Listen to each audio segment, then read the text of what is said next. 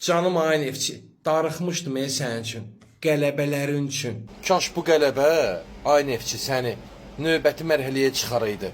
Kaş ki, ilk oyundakı adva yaraşmayan məğlubiyyətin əvəzinə daha sərfəli nəticə qazanaydın. Nəysə ki, neftçi qələbə qazansa da mübarizəni dayandırdı. Neftçini konferans liqasında Qarabağ əvəz eləyəcək. Avroliqada yoluna davam eləyə bilmədi Ağdamlılar. Düzdür, bütün oyun boyu daha üstün tərəf idilər.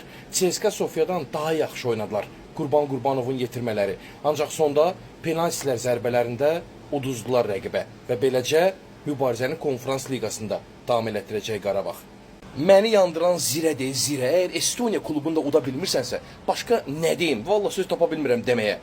Birinci oyunda da pis oynamamışdılar. Axıra yaxın, o qədər momentə baxmayaraq, axıra yaxın top buraxıb uduzmuşdular. Fikirləşirdim ki, cavab oyununda böyük hesablı qələbə qazanıb növbəti mərhələyə yüksələcək zirə. Ancaq baxmayaraq ki, 5-ci dəqiqədə Eren Aydın hesabı açmışdı. 71-ci dəqiqədə qonaqlar qollarını vurdular, çıxdılar növbəti mərhələyə. Zirə, indi get növbəti mövsümə hazırlaş. Hədə Azərbaycan çempionatına. Değerli izleyiciler, bildiğiniz kimi Miray balamızı bir neçə aydır ulserativ kolit xəstəliyindən müalicə etdiririk. Bağırsağındakı sancılar təbii ki dözülməzdir.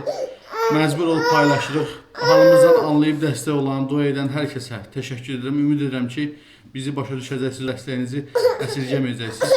Allah heç kimə bizim kimi çarəsizlik nəsib eləməsin.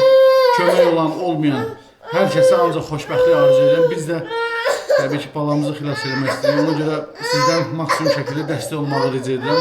Ümid edirəm ki, harayımıza səs verəcəksiniz, dəstək olacaqsınız, dua edəcəksiniz. Öncədən hər birinizə təşəkkür edirəm.